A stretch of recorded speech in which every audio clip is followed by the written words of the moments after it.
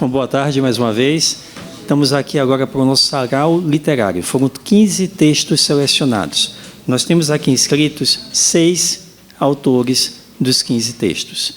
Então, eu vou chamar o nome da pessoa, do autor, vou falar o formato, se foi uma crônica, um ensaio, um conto, uma poesia, e vou convidar a pessoa aqui, a pessoa vai ler parte do seu conto, vai ler sua poesia, e aberto a agradecimentos, e no final nós teremos uma participação de todos que queiram vir aqui, comentar, e é sempre um espaço aberto para a gente discutir. Tá bom? Então, eu gostaria de convidar inicialmente a Adélia Pereira Vieira de Mello. Ela nos escreveu uma crônica que foi selecionada. A crônica é A Menina e os Feijões. Adélia. Você quer ficar com o microfone assim solto? Quer que bote aqui? Bote aqui.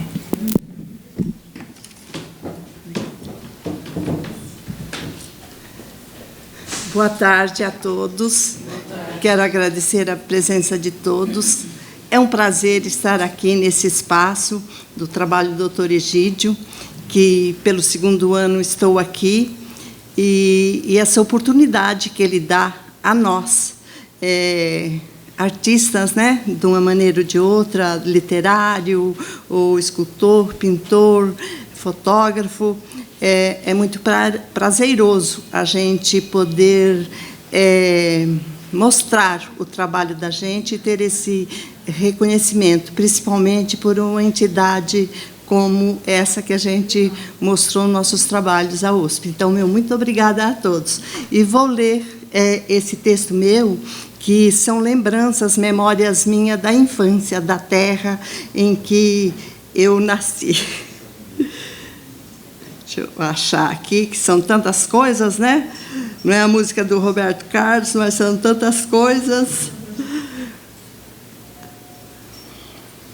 A Menina e os Feijões. Lá na terra distante, de chão vermelho, ventos fortes que formavam redemoinhos, levantavam folhas de papel, revirando sombrinhas, havia uma menina sonhadora. Ela ficava entre admirar estarrecida ou ficar medonhamente feliz, pois diziam que nos redemoinhos estavam o saci-pererê, e também escondia o homem do saco, como se todos não o tivessem. Mas, naquela época, ela não sabia.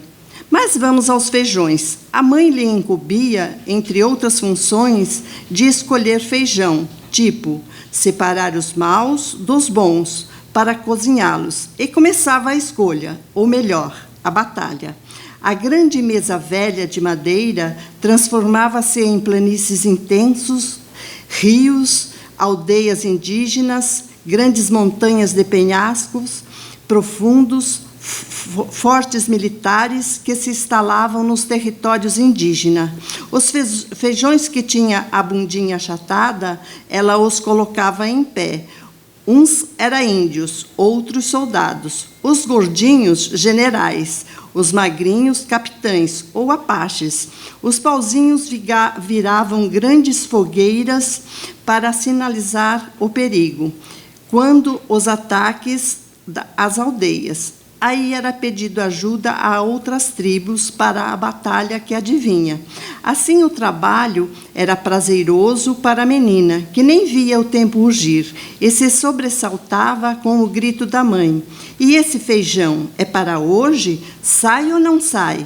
Era um esparramo só, escolhido, não escolhido, índio apache, soldados caídos dos cavalos, já não sabiam se eram inimigos, crons, que faziam escalpos, tanto nos índios e soldados, peles vermelhas, ou os aliados chaianes ou chiuques. Enfim, todos juntos e misturados, ter de escolher novamente, dessa vez sem mente, entre riso e pressa e o medo de apanhar, terminava rapidinho. Ufa! Concentração, tristeza, todos os bons para a panela, os ruins no mato. Eram vidas trabalhadoras, cavalos, lobos, cocares, machadinhas, tudo acabado, e depois ainda comê-los, a menina até hoje não come feijão. Porém, dali a 3 dias, teria nova batalha com os Cheyennes, o gordo coronel George, a batalha do pequeno grande chifre, e o capitão iria receber a sua amada vindo na diligência. A menina da Terra Vermelha ainda existe, logo contará mais uma história. Muito obrigada.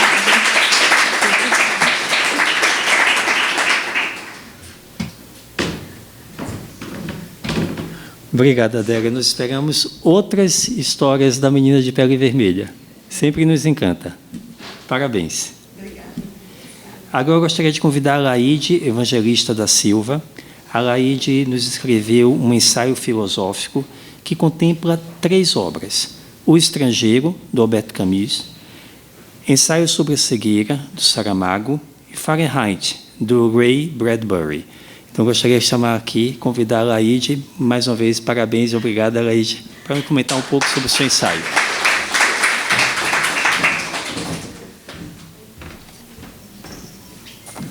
Gente, muito obrigada por estar aqui. Estou nervosíssima. Vamos ver se precisa ficar mais pertinho. Eu amo papos filosóficos. E muito estranho, né? Eu me formei em jornalismo o ano passado. Depois de uma jornada grande, aí como todos nós temos, né? Eu decidi voltar para a área acadêmica e me formei em jornalismo e me apaixonei. Então isso, para mim, assim, essa troca com vocês vai ser muito legal. Não sei se vocês gostam disso.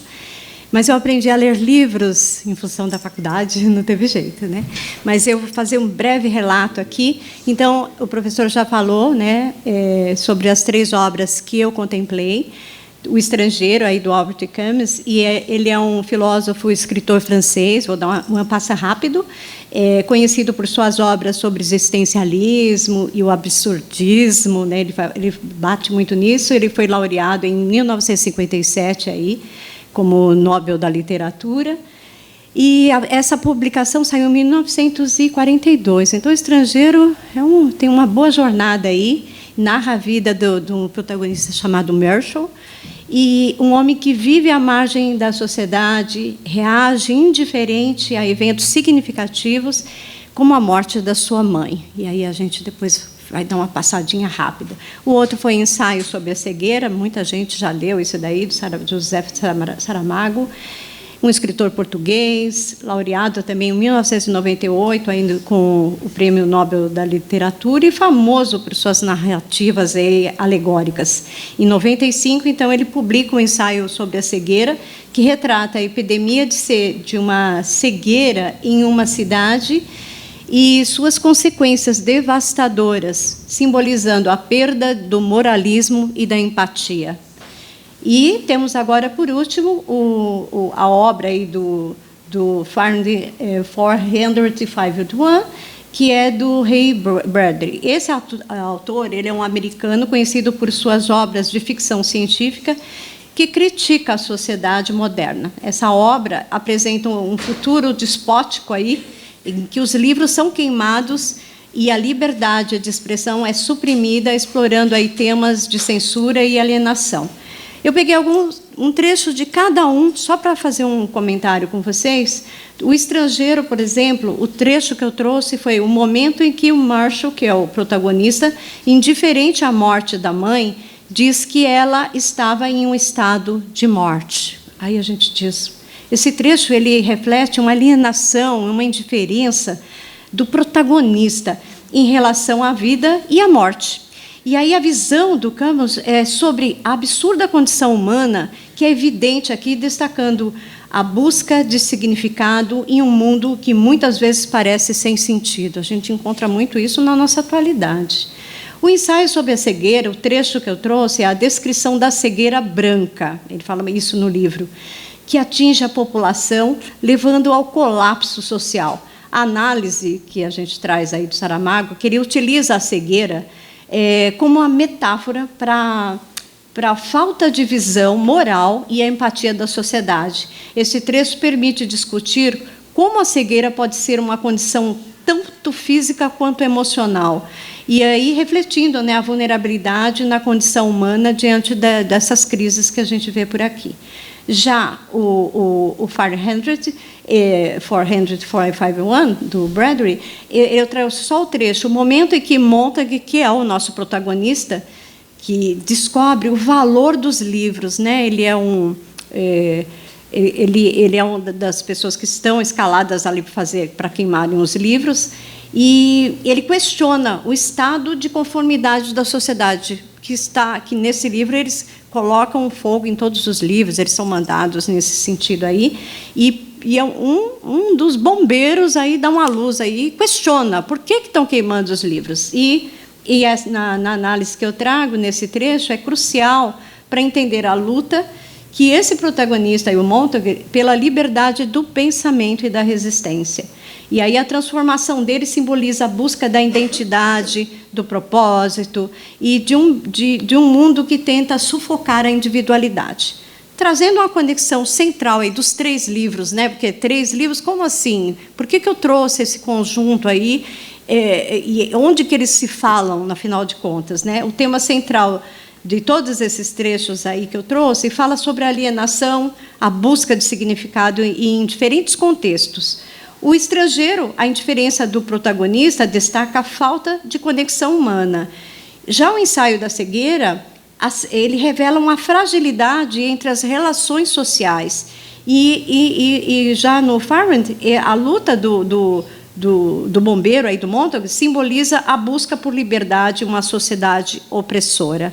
Então, se a gente fizer uma discussão aí, existem várias discussões. A alienação, a indiferença, a crise de resiliência ao mesmo tempo, que a gente encontra aí, né? E a busca por significado. Então, é como se fosse o homem como lobo do homem, em toda essa jornada que a gente lê. E aí, essas obras, embora distintas em suas narrativas e contextos, se unem na exploração das complexidades da condição humana. Ao enfrentar crises, desafios, os personagens dessas histórias nos convidam a refletir sobre nossa própria humanidade e a necessidade de empatia e compreensão o tempo todo. A gente está enfrentando isso.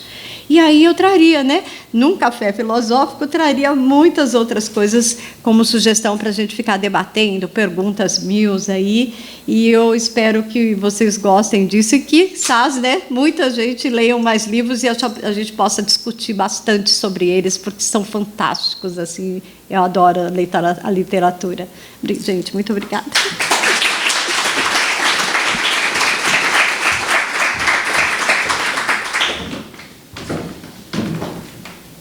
Parabéns, Alaide. Como você mesmo trouxe, grandes escritores conversando sobre temas atemporais, né? Que, independentemente de serem livros escritos no século passado, o Estrangeiro, na década de 40, você pensa assim, o sentido da vida numa sociedade que não tem sentido. Nós estamos vivendo isso, né? Numa sociedade extremamente volátil, em que você não tem mais referenciais, os referenciais estão sendo perdidos, né? Substituídos por outros que não deveriam ser considerados referenciais, né? Mas nós estamos vivendo isso. Nós vivemos agora um momento de pandemia em que a lição que vem dessa pandemia é uma lição negativa, né? Porque quando a gente começa a tentar entender tudo o que se passou, a gente chega à conclusão que nós não aprendemos nada, né? A humanidade se tornou cada vez mais individualista, cada vez menos empática, e nem em momentos de crise nós conseguimos aprender. E aí nós estamos vivendo um momento de polarizações, né? Em que você ou é parecido com o outro, ou você é completamente excluído, né? E isso faz com que, mais uma vez, as individualidades sejam dentro do seu contexto, né? Eu sou somente eu, aquele grupo que eu pertenço, sou somente o que importa, o restante tudo deve ser rechaçado. Mais uma vez, a falta de empatia, né? Então, a gente está vendo uma sociedade cada vez mais difícil de viver.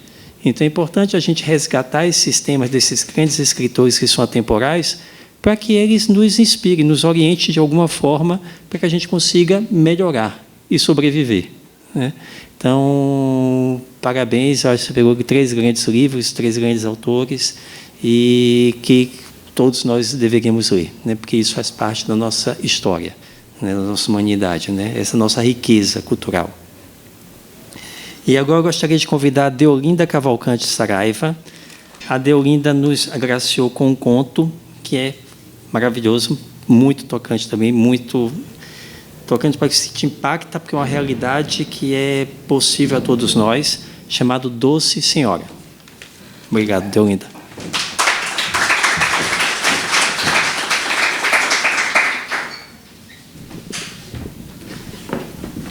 Boa noite já. Como a outra também ficou, também estou bem nervosa. Gente, é uma honra estar aqui, porque eu comecei a escrever tarde já, eu sou jornalista, sou carioca, e comecei a escrever aos 65 anos, e ontem eu fiz 72. Então, isso aqui, essa premiação, para mim, é um grande presente que eu estou recebendo, porque, principalmente vindo da USP. Então, eu já escrevi 4 livros, tem romances, e esse conto Doce Senhora está nesse livro aqui, ó, Histórias que nem sempre as mães contam, que é um livro que já tem uns 2 anos, 3 anos, e eu sou independente, né? Estou nervosa, tá, gente? Então, sou escritora independente, e eu fiz esse conto porque eu vi uma matéria em jornal de um senhor que se interna num asilo para cuidar do filho que está com Alzheimer. Isso ficou na minha cabeça, sabe? Que inversão de valores, né? De valores não, de situação. Porque é uma senhora... Então, esse conto é uma senhora idosa, de 92 anos, que tem que cuidar da filha de 68, se eu não me engano. Tá? Eu vou ler um trechinho, depois ele está aí disponível para vocês.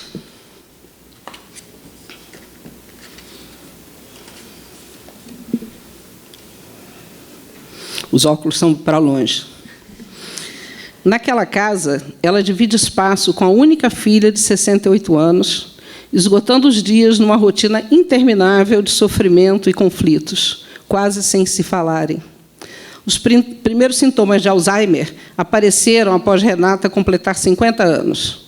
Economista, trabalhara desde os 18 em um grande banco estatal, de onde se aposentara.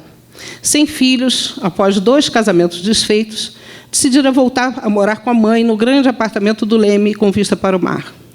Carlota aceitara bem a ideia. Viúva havia anos, sentia-se sozinha. Gostava de cozinhar, mas não tinha para quem fazer os pratos especiais cujas receitas copiava da televisão.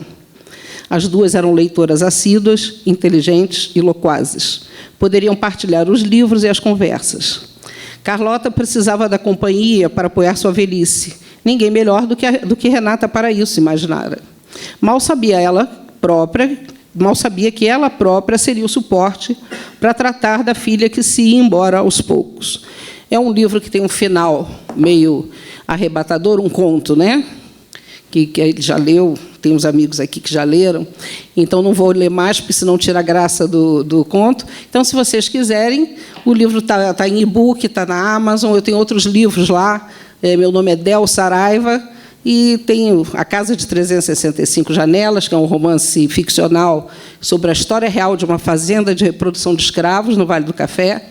Eu tenho um livro que é futurista, que se chama O Homem Translúcido no Tempo da Inteligência Artificial. É um romance de uma jovem que cria um ser virtual para ser o companheiro dela, que, para mim, eu acho o meu melhor livro. Tem um outro de autobiografia, que já não tem mais em papel, só em e-book. E é isso, gente. Muito obrigada, estou super feliz. Tá? Foi o maior presente que eu recebi, eu acho, dos últimos anos. Só esqueci de dizer para vocês o seguinte: eu sou carioca, mas eu moro em Conservatória, que eu não sei se alguém daqui conhece. É uma cidadezinha histórica, é a cidade das Serestas. Então, se tiverem chance, conheçam. Esse casal aqui já vai há 25 anos lá.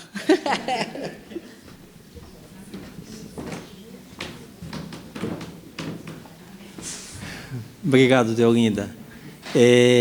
O conto ele reflete uma realidade que é assim um temor de todos nós, né? Se nós fizermos assim, de que forma você não quer morrer? Acho que todos nós não queremos morrer com o processo de demência ou viver num processo de demência. Obviamente que isso é uma possibilidade cada vez maior à medida que a gente envelhece cada vez mais, né?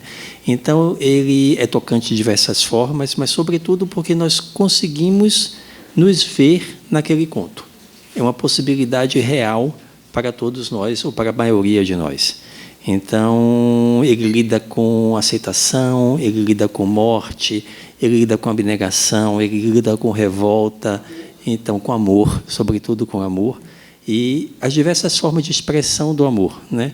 Então, eu não sei se vocês assistiram um filme chamado Amor, né? Que é a história de um casal, de duas pessoas idosas, em que ela sofre um acidente vascular encefálico, um derrame. Ela era uma professora de piano, e ela tinha vários alunos formados que eram verdadeiros virtuosos do instrumento.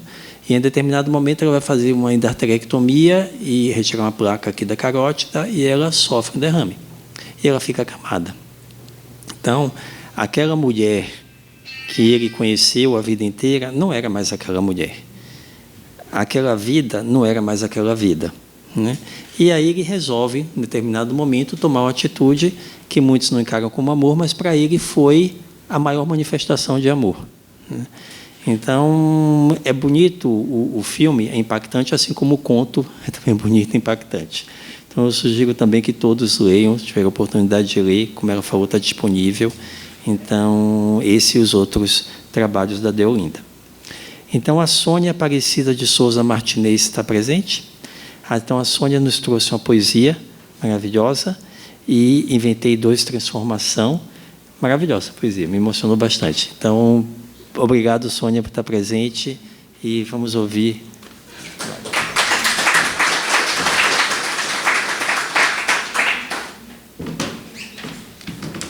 Boa noite, pessoal.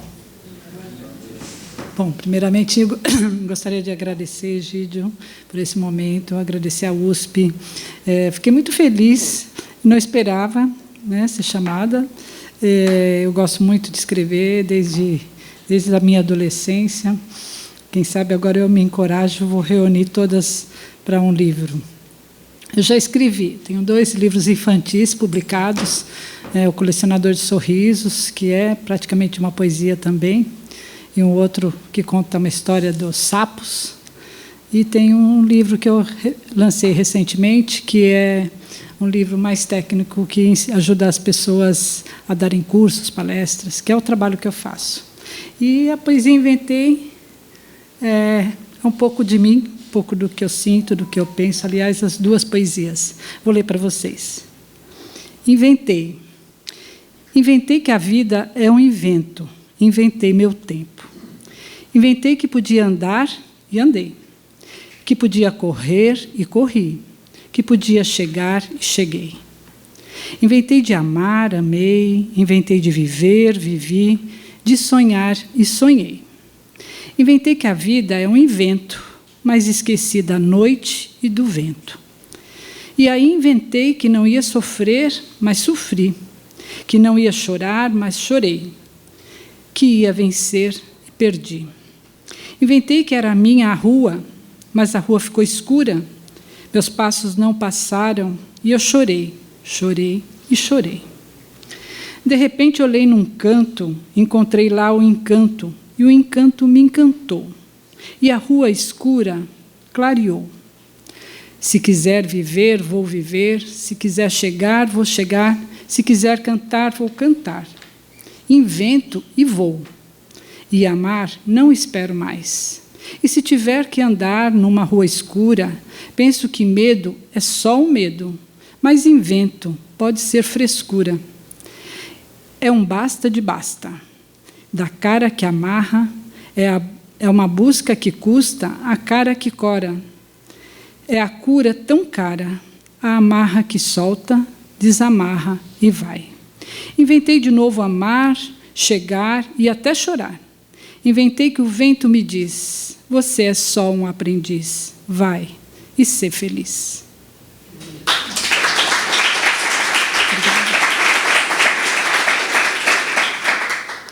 Eu também gosto muito de filosofia, faço parte de um grupo de filosofia aplicada.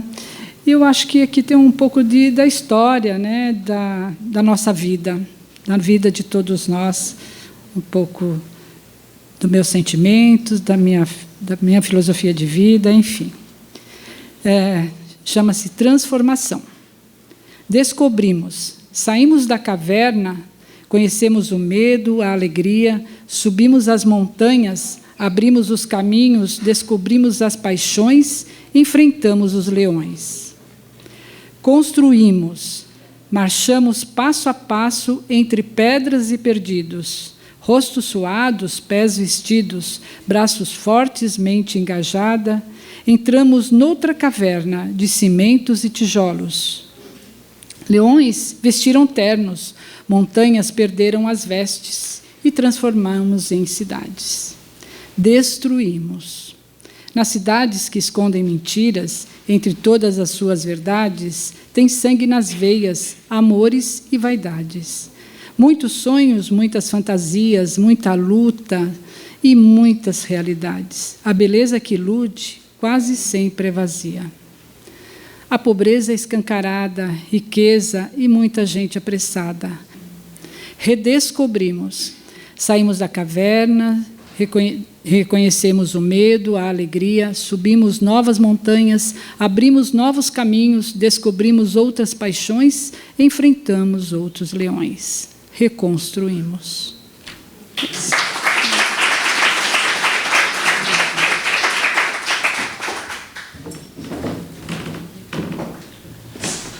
Como eu falei, muitos bonitos. Os dois são lindos, né? A gente está inventando a nossa vida. A nossa vida nós criamos, né? Obviamente que depende das oportunidades que nós temos, mas a nossa vida é construída pelas escolhas que nós tomamos, né? E a vida, ela é muito bonita porque ela é justamente tudo isso. Ela é muito rica. Então a gente chora, a gente ri, a gente ama, a gente odeia, a gente reinventa, né? A gente reinventa os nossos medos, a gente segue em frente. Não? Então, viver é isso. Então, quando eu li o seu poema Inventando-se, como é? Inventando, né? Inventei. Eu fiquei extremamente tocado, porque essa dualidade e essa coisa de você estar ali, ser um agente ativo na construção do seu curso de vida. É isso que eu falo sempre, né? A gente tem que pensar que o nosso processo de vida, ele passa, mas somos nós que o criamos. E tem uma frase muito bonita do Jorge Luiz Borges, que ele fala assim, que nós somos um momento de transformação entre as nossas memórias e os nossos pensamentos, os nossos atos, né? Porque a gente está sempre construindo e esquecendo, né? Mas é o que nós fomos que molda o que nós somos e o que nós seremos, né? É tudo um contínuo. Então, é todo esse reinventar-se, inventar-se, reinventar-se, inventar-se. E o seu segundo poema, que vai com a imagem que começa da saída da caverna, né, é fantástico também. Então, parabéns. E nós ficamos muito contentes com todos os textos que foram apresentados, que foram enviados para a gente. Os nossos 3 jurados que não puderam estar aqui hoje presentes, porque eles viriam, né, mas eu acho que essa chuva também complica tudo. É um horário também meio final de tarde, que a cidade fica um caos. Então, começou a chover justamente às 4h30 da tarde. Nós não esperávamos, mas a Márcia Blasques, a Beltrina e a Cremilda realmente não poderia vir, mas a Márcia Blasques e a Beltrina, que são 2 das juradas, elas mandaram mensagens, né, Rodrigo, dizendo quando elas tinham ficado sensibilizadas, quando tinham ficado impressionadas com a qualidade dos textos enviados. E assim como os 2 jurados que fizeram a seleção das obras do eixo das artes plásticas, também que estão lá embaixo, dá para vocês comprovarem assim, a qualidade dos textos, dos trabalhos. E lá embaixo nós temos todos os textos com QR Code. Então, é só você clicar que você vai ser lançado diretamente para o texto com uma mini biografia dos nossos autores. E na entrada tem um QR Code também, que aí tem toda a exposição do eixo Artes e do eixo Literatura. Então, vou chamar agora, convidar o Antônio Sodré, ou não, Antônio Rocha Vidal, desculpe, seu Antônio Rocha Vidal, que vai nos ler a sua poesia.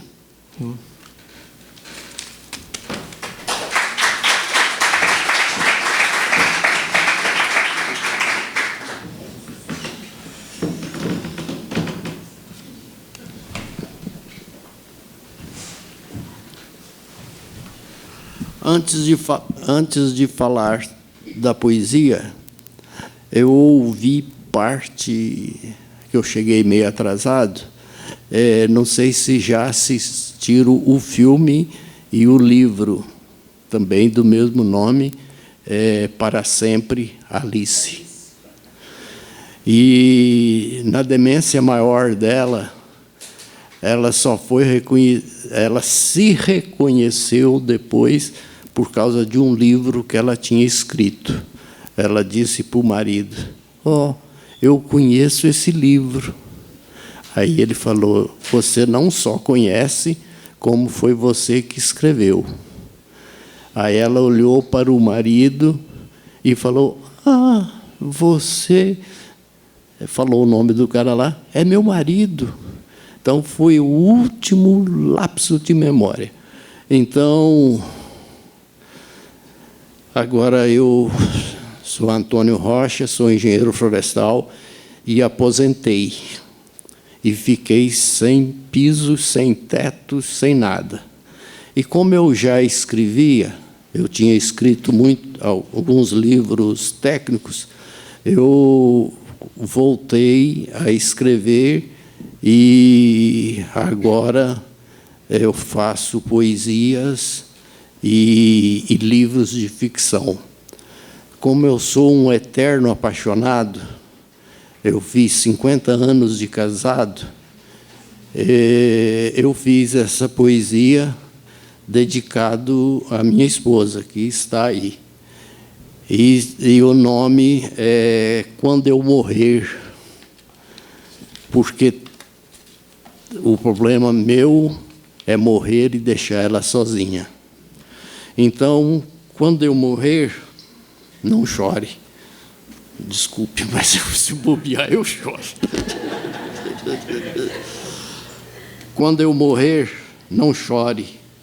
Não olhe para nosso passado, sua vida assenhore. Leia minhas poesias e tenha seu viver revisado. Fique descansada, porque estarei feliz, fazendo poesias em outro mundo, e à noite assoprarei em seus ouvidos para a tristeza abolir, e assim a alegria eu difundo. Não fique só chorando, junte com seus pincéis e minha poesia vá recitando, e aos amigos seduzirás. Se um dia eu voltar, vou novamente te encontrar, suas faces acariciar e nova vida começar. Pode contar, eu voltarei. Se também tiveres morrido, vou te procurar, e da morte eu zombarei. As regras da eternidade eu transgrido.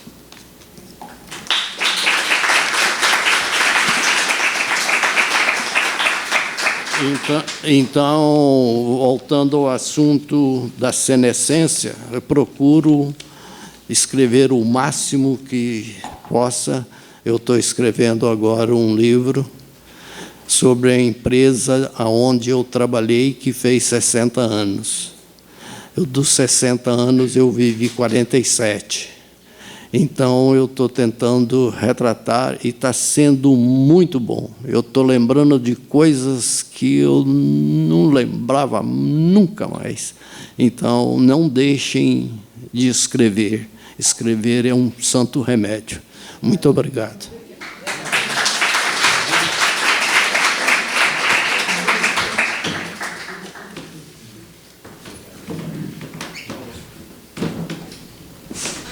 Mais um momento para a reflexão, né? A morte é inevitável e a gente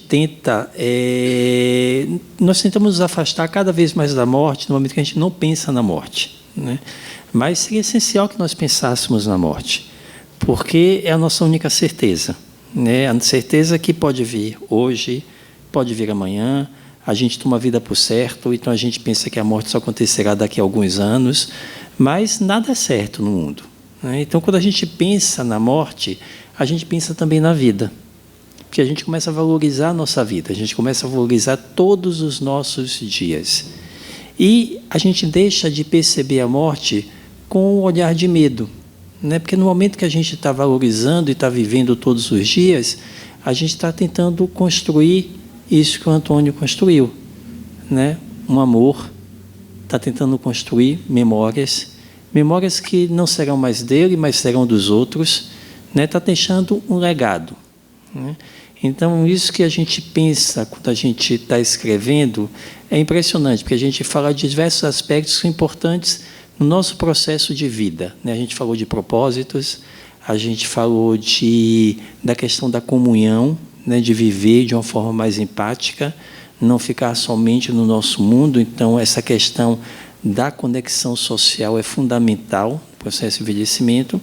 Falamos agora na questão de deixar um legado, falamos em todos os sentimentos que nós temos que viver todos os nossos dias, e viver é isso, né? E o Antônio falou, eu encontrei um propósito. Nós sabemos que para nós vivermos bem, envelhecermos bem, nós temos que ter propósitos. Os propósitos são diferentes para pessoa. Então, tem gente que não consegue escrever, tem outros que escrevem, tem outros que produzem arte, tem outros que encontram propósito de diversas formas, de outras maneiras. Mas você tem que ter propósito. Tem que ter um motivo que te faça levantar da sua cama todos os dias. O momento da aposentadoria, como foi para ele, é um momento muito drástico, sobretudo para a figura masculina, porque todo na vida do homem é pautado em relação ao trabalho, né? O seu círculo social é trabalho, os seus principais valores são baseados no trabalho. Então, quando ele se aposenta, ele não perde somente um trabalho, mas ele perde uma série de outros fatores que são importantes para viver bem. Então, você buscar uma outra fonte de propósito é fundamental. E, mais uma vez, nós tivemos aqui vários relatos de pessoas que encontraram novos propósitos nas suas vidas após os 60 anos. Então, a velhice, esse marco cronológico de 60 anos, é um construto social. Nada nos impede de produzirmos após os 60 anos. O que nos limita são as imagens que nós trazemos dentro de nós em relação a essa velhice. E quais são essas imagens que são passadas para a gente muito cedo e que são perpetuadas até hoje na sociedade? Que velho é improdutivo, que velho não tem capacidade de aprender coisas novas, que velho não tem a capacidade de sensibilizar e inspirar outras pessoas. Então, vocês estão aqui rompendo esses estereótipos. É importante que as pessoas tomem vocês por exemplo, porque nós pautamos a nossa vida em exemplos. E vocês são exemplos de como envelhecer pode ser um processo positivo, produtivo, agregador, como é a vida de todo mundo. Entendeu? Então, vocês são um exemplo disso. E por isso que esse prêmio é tão importante para a gente da USP 60+, porque a gente quer oferecer oportunidades. Nós queremos romper com os estereótipos associados à velhice.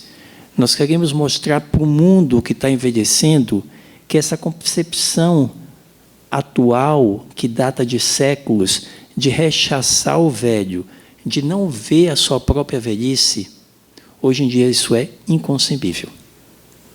Já era no passado, mas agora é ainda mais. Porque o mundo dependerá, e já depende, dessas pessoas que estão envelhecendo. Então, essas pessoas têm que serem vistas. Elas não podem ser mais invisibilizadas como são até hoje. Então, vocês estão mostrando isso, através da produção independente dos seus livros, através da produção independente das suas obras de arte. Tem aqui artistas que estão expondo simultaneamente em outros espaços. E isso é questão de orgulho. Tá bom? Então, vocês são o motivo pela qual a USP 60+ existe.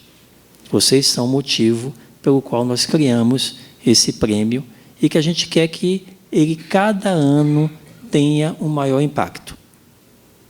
Tá bom? Porque isso os torna visíveis perante uma sociedade que tenta invisibilizá-los. E isso é um exemplo para a construção de uma sociedade mais empática, solidária e humana.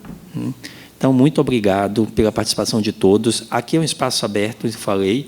Então, quem quiser vir aqui, quem quiser comentar, a gente leva. Eu não sei se dá para levar o microfone, porque é por fio, mas a gente tenta levar onde vocês estejam, para vocês comentarem o que vocês ouviram, se vocês querem assim, verbalizar o que vocês sentem, com a importância de um espaço como esse, o que isso representa para vocês. Tá bom? Para a gente é muito importante a opinião de vocês. Então, eu assim, é o que eu tinha falado. Eu me aposentei na profissão e eu sempre tive essa preocupação de fazer alguma coisa. Eu não consigo ficar parada. E escrever foi uma descoberta. Apesar de eu ser jornalista e escrever desde os 20 anos, mas era uma coisa profissional, não era de você soltar a sua emoção, entendeu? Então, eu vivo numa cidade de pessoas idosas. O Conservatório é uma cidade de seresta, então nós temos um grupo de amigos lá, a gente se encontra sempre, todo mundo canta, todo mundo bebe vinho, todo mundo. Eu acho essa iniciativa de vocês, que eu descobri por acaso, eu achei fantástica. Eu acho que podia haver uma junção com os jovens, porque essa coisa do etarismo, de isso que você falou, né, da gente vai ficando. Às vezes o jovem não ouve a gente, até os nossos filhos. Até os filhos da gente acham que você está ultrapassado, eu já sei de tudo isso. Eu vi minha neta de 15 anos no outro dia dizer assim: mãe, eu sei o que eu estou fazendo. Aí eu olhei para a cara dela e ri, sabe? Porque a gente fala e às vezes... Então, se pudesse haver uma união, entendeu? Um projeto, alguma coisa que vocês desenvolvessem para o jovem participar, seria muito legal com os velhos. Um dos eixos, um dos pilares da USP 60+, é a intergeracionalidade. Nós temos atividades na grade curricular em que o aluno 60+, participa na sala de aula com o aluno da graduação da USP, que tem média 18 a 20 e poucos anos.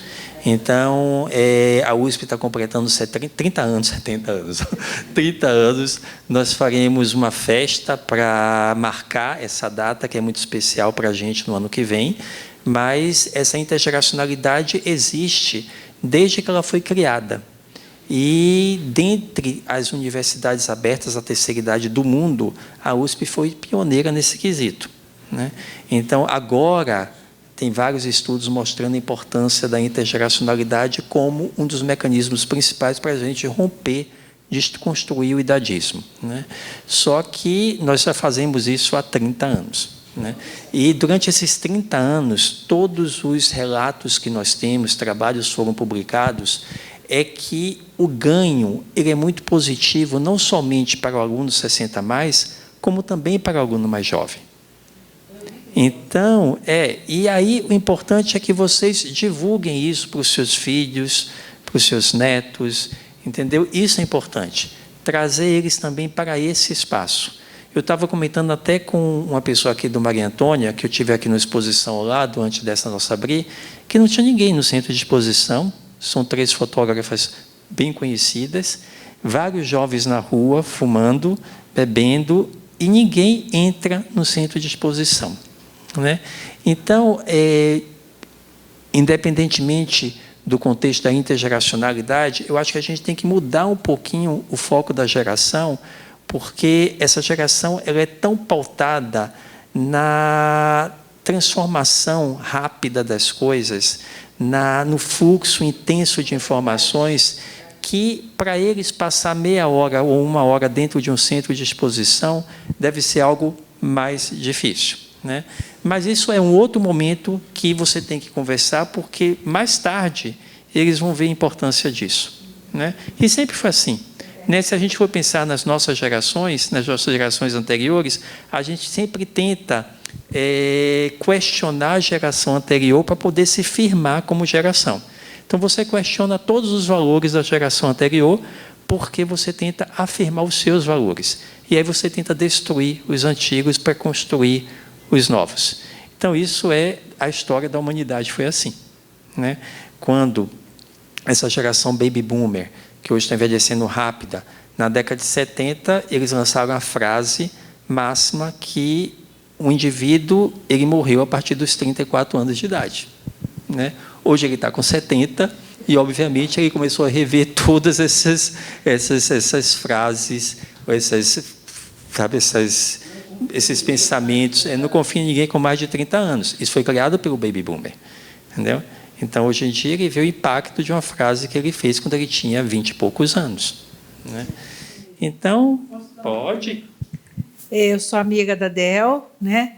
E a gente frequenta a conservatória. 25 vezes nós já fomos para lá, ficamos na pousada que ela tem lá. E nós descobrimos, eu e meu marido, que a gente gosta de cantar. Então, a gente vai para lá, se veste de conde e condessa para cantar no sarau que eles têm lá. E isso daí é uma coisa assim, é uma vida nova que nós ganhamos, né? E isso daí é muito bom, a gente passa 2 meses. Nós estamos estudando músicas do tempo do Império, né, com uma professora que tem em Campinas. Eu sou de Campinas, nós somos de Campinas, né? E a gente vai lá, e como isso mudou para a gente muita coisa, como trouxe um incentivo de viver, que a gente estava triste. Meu filho foi para Portugal para estudar, minha filha tem 2 filhos que fica cuidando o tempo inteiro. E a gente em casa fazendo o quê, né? E, de repente, essa descoberta da gente cantando está muito boa. Lógico que não somos excelentes cantores, mas a gente está enganando bem. Então, eu queria deixar esse depoimento, que realmente a gente precisa ter um objetivo para a gente continuar a viver, né? Porque a gente pode viver mais 10 anos, 30 ou até 40 anos ainda, né? Então, tem que fazer alguma coisa para melhorar. Obrigado. Alguém gostaria de falar? Olá a todos. Eu queria falar que esse evento foi maravilhoso para mostrar para a gente: nunca se aposente de você. Você não imagina do que você é capaz. Então, isso é uma verdade, né? Então, a gente tem que sempre olhar que a gente tem sempre essa oportunidade. Eu digo assim que eu não estou nem na melhor idade, nem na terceira idade. Eu estou na oportunidade, né, de novos sonhos, de tudo isso. Então, isso é super importante. A parte que você falou sobre a intergeracionalidade é super importante, né, porque a gente só ganha com isso. Né? Nós aprendemos com eles e eles aprendem conosco também. Né? E a questão de trabalho, que eu sempre falo para o pessoal, que muita gente, agora, a partir dos 40 anos, nem está conseguindo mais empregos nem nada, eu digo que competência não tem idade e nem profissional tem prazo de validade. Né? Era isso que eu gostaria de dizer.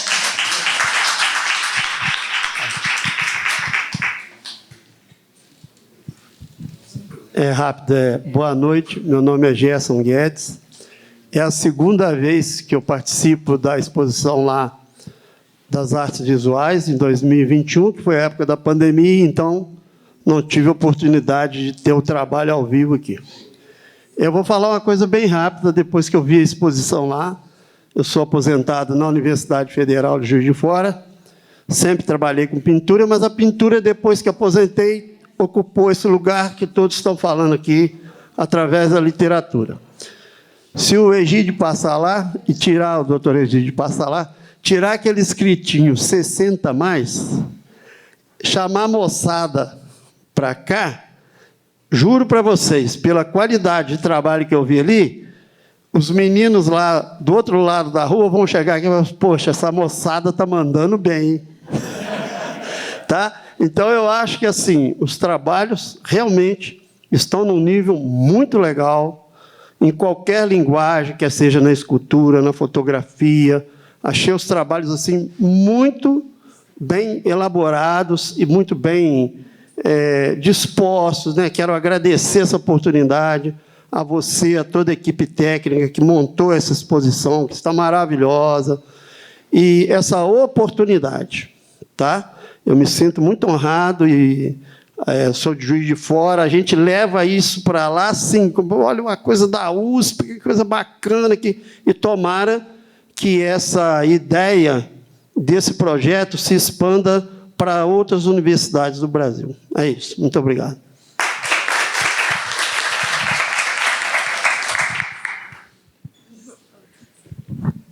Muito obrigado. Para a gente isso é muito importante. Que vocês todos gostem, que vocês todos valorizem, porque, como eu falo, o impacto, a gente mostra que não é somente um sonho, né, que é algo concreto, né, que a importância dos 60 a mais é concreta, não é somente algo imaginado por nós, que tentamos sempre pautar pela questão da inclusão e da valorização dos direitos humanos de todos, mas é algo que é concreto, né, vocês produzem, e produzem coisa de qualidade, isso é que é importante. Alguém gostaria de comentar mais alguma coisa? Então, eu falei ali sobre a menina, né? Eu falei ali sobre a menina e esqueci de falar da mulher que eu sou hoje, né? Tenho 74 anos e comecei a escrever faz bastante tempo, mas eu escrevia e deixava guardado. E só depois que eu me aposentei que eu comecei a escrever, publicar, e já estou no meu 14º livro. E não sou formada, a minha formação era a formação da profissão de família, porque eu tinha minha mãe costureira, meu irmão alfaiate, 2 irmãs costureiras, e eu, como caçula, obrigatoriamente teria que aprender a ser costureira também. E não gostava. Mas depois acabei gostando, porque é a profissão que me deu muitas oportunidades financeiramente, conhecer pessoas, e aprendi a gostar do meu trabalho. Quando eu fazia, as clientes iam lá e elogiavam. Então, hoje eu vejo como uma obra de arte também, porque eu costurava vestido de noiva, roupas sobre a medida e tudo mais. E quanto à terceira idade, só após, né, a aposentadoria que eu comecei a escrever, e a minha especialidade são temáticas, faço parte do grupo do Face Envelhecer com Estilo, que é uma maneira, o estilo não é só roupa, é a maneira que você adquire no seu envelhecer, no seu propósito de envelhecer bem, ou às vezes até ruim, né? Então, hoje em dia, com essa longevidade, a gente tem que procurar viver bem, de saúde corporal, mental, social e tudo mais. Quanto às pessoas falam assim, nós estamos na terceira idade, eu estou começando a mudar essa palavra, eu estou na faceira idade, porque nós devemos sentir-nos, antigamente tinha essa palavra, né? Fulano está todo faceiro. Então, nós, velhos, né, que falam, devemos nos sentir faceiros também, por causa que essa oportunidade que a tecnologia nos fornece, que uma entidade e pessoas como o doutor Egídio oferecem de mostrar os trabalhos da gente. Então, é uma coisa muito gratificante. Isso é transformador com a pessoa, porque eu jamais imaginei, daquela menina que escolhia feijão, estar vivendo tudo o que eu vivo hoje. E isso daí é gratificante e vem do trabalho, como ela, que diz que tão jovenzinha, foi jornalista, né? E agora você se direcionou a sua escrita por outro lado. Então, tudo que é leitura é muito bom. Diz que a leitura tem livros assim de autoajuda, mas toda leitura é autoajuda, porque tudo que você lê vai te fornecer algum conhecimento, alguma coisa que venha a te ajudar. Quanto essa geração dos jovens, também é muito gratificante. A palavra é meio intensa, eu sou, às vezes, boa em escrever, mas não falar não muito. Interajando a solidariedade, tal. Então, a semana passada, eu fui convidada pelo SENAC da minha cidade para falar dos meus livros, da minha vivência, das coisas que eu faço para uma turma de 30 alunos. Então, a recepção foi muito... E falar sobre a leitura também, porque esse mês passado teve o Dia do Escritor, Dia da Poesia, Dia do Livro, várias coisas. Então, foram vários eventos feitos em vários lugares, acredito. E daí eu fui convidada. Foi muito gratificante e ver a recepção que aqueles alunos tão jovens, né, me acarinharam, fazendo perguntas e proporcionando aquele momento que foi uma tarde muito boa. Então, isso daí é o meu hoje, que eu sou viúva, tenho 3 filhos, 5 netos, e tenho muitos sonhos ainda a ser construídos, a ser vividos, né? Então, eu acho que qualquer uma pessoa aqui, artista ou não, alguns que vieram demonstrar seu trabalho, outros que vieram nos agraciar com suas presenças, e mais ou menos a maioria são da minha idade, né? Da nossa idade. Então, é um sonho. E aqueles mais jovens também, a minha filha ali, né, o meu genro, que tão gentilmente vieram me trazer. Eu sou do Paraná, do Noroeste. E, então, hoje, tudo nos leva à longevidade. E a gente, como disse, quer viver bem, quer ter essas oportunidades, esses encontros assim que tanto aqui como outros lugares nos fornecem, né? Isso é muito bom. Então, isso é aquela menina que jamais chegou, jamais sonhou em chegar aonde eu estou aqui por 2 vezes, porque naquela época que eu tinha, eu sou a caçula de 10 e só eu estou viva. Agora eu falei para ele lá em cima, dá um tempo, sabe? Porque eu falei assim, agora me deixa mais um pouco que ainda tem coisas a fazer. Naquela época, meus irmãos eram caminhoneiros e traziam coisas aqui para São Paulo e para Santos. E eu ouvia já falar de São Paulo e Santos. Então, São Paulo era uma coisa grandiosa já naquela época. E eu jamais pensei estar um dia aqui apresentando um trabalho, estando junto com essas pessoas. Então, tudo é gratificante. Uma das coisas boas, tanto para jovens como velhos e qualquer pessoa, é a gratidão. A gratidão, reconhecer que tudo que nos é oferecido tem um propósito, se não é agora, mas lá na frente tem uma junção, alguma coisa.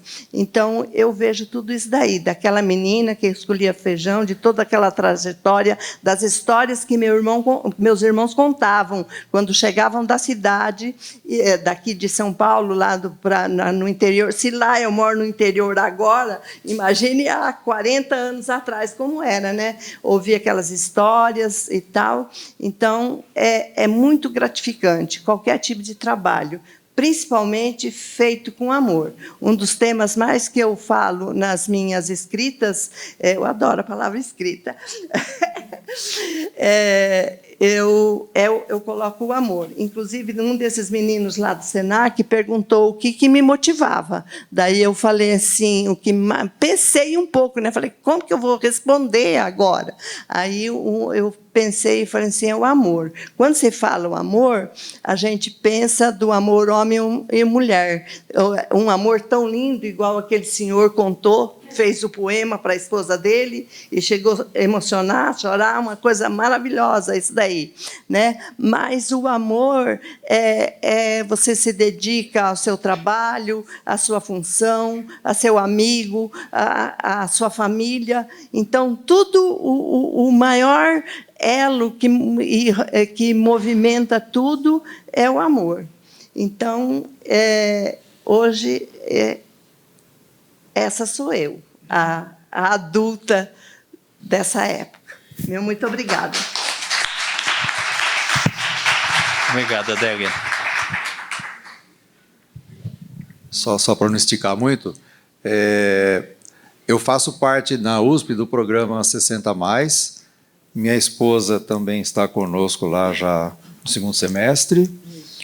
A Esther já está lá desde o começo desse curso que eu vou falar. É um curso sobre fotografia, mas não é um curso que ensina a mexer na máquina, nada disso. É um curso sobre olhar fotográfico. E eu já estou lá nesse curso há 5 anos, ele tem evoluído, né, com novos temas, novos desafios. Já tive a oportunidade de expor aqui uma vez, essa é a segunda vez também, e a oportunidade que a gente tem nesse programa, é o que eu sinto, é não só novos aprendizados, como também fazer amigos, trocar experiências. Isso eu acho que é extremamente importante nessa iniciativa da USP, porque, por exemplo, falar de fotografia, eu me considero apto a fazer fotografia já há muitos anos. Por que eu iria fazer um curso que nem é tão técnico? Ele é um curso mais de comportamento, de visão, né? Mas nós temos um grupo lá de amigos que a gente já se encontra, inclusive fora da USP, a gente se relaciona, a gente ajuda a impulsionar até o grupo, porque a gente se sente bem fazendo isso, a gente só colhe frutos desse relacionamento, desse curso. Eu fiz alguns outros cursos também, além desse, no programa USP 60+, alguns cursos à distância, né, que são até mais fáceis, e eu acho que isso tem que ser, de fato, divulgado e usado, usufruído por todos que podem participar. É muito fácil de achar, de escrever, lá no site da USP é muito fácil de encontrar, e eu recomendo para quem ainda não conhece, né, a grade de programas, que visite o site da USP e veja lá o que tem oferecido. É bastante coisa, bastante atividades. E a nossa, vamos dizer assim, a minha satisfação de estar presente lá é poder compartilhar as experiências que a gente tem durante todo esse tempo de vida, né? Não só de conhecimento, como também de relacionamento, de amizade. Muito bom, muito obrigado. Aproveitando deste momento, então, a USP 60+, ela oferece cerca de 8.000 vagas por ano, distribuídas em centenas de atividades em todos os campi da USP. Nós abrimos as nossas inscrições no início de cada semestre, então tudo pode ser feito online, tá bom? É muito fácil. Nós, obviamente, nos aperfeiçoamos ao longo dos anos para deixar nossa página o mais amigável possível. Então, você chega lá, você clica, você vai entrar no grupo de atividades que você quer, atividades culturais, atividades da grade curricular, atividades esportivas, aí vão aparecer também o campus, né, para você ver a proximidade geográfica, e vai aparecer lá um descritivo da matéria, do curso que você está fazendo, o que é necessário. Então, todas elas são gratuitas, todas elas são, como a gente chama, das mais abertas possíveis, ou seja, você não precisa de nenhuma formação prévia para participar de uma atividade da USP 60+. E, obviamente, que a cada ano a gente está querendo melhorar.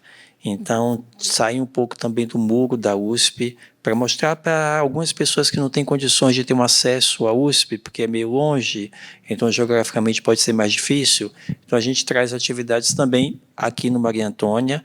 Então, a gente costuma fazer um encontro por mês, que são encontros sobre o envelhecer, em que nós discutimos temas relevantes para o processo do envelhecimento que são trazidos por vocês.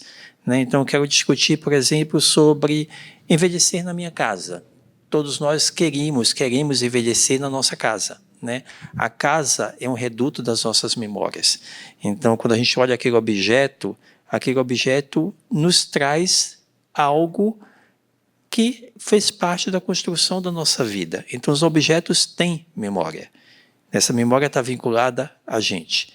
Então, vamos discutir o que é necessário para eu envelhecer na minha casa de uma forma segura e independente. Então, a gente traz um especialista para discutir sobre o tema. Vamos discutir sobre sono. A importância do sono no processo de saúde, física e mental, no processo de envelhecimento. Então, trazemos um especialista para discutir sobre o sono. Tem que fazer uma apresentação, um bate-papo. Então, é sempre uma terça-feira do mês, aqui no Maria Antônia. Tá bom? E, obviamente, nós temos também, dentro do nosso portal, outras atividades. Então, é sempre bom ficar de olho, porque, como ele falou mesmo, é muita oportunidade, que são cursos muito bons e que, se vocês... tem online também. Na época da pandemia, a gente migrou para a plataforma online, nós criamos guias culturais para não deixar as pessoas desassistidas, mas a gente sempre priorizou a questão do físico, porque o convívio é muito importante. Como ele falou, não é só a questão de você aprender, é a questão de você estabelecer um vínculo, estabelecer relações, né? E isso é muito importante dentro da USP 60+. E a gente quer que o aluno USP 60+, que está começando, é o calouro USP 60+, ele se sinta acolhido.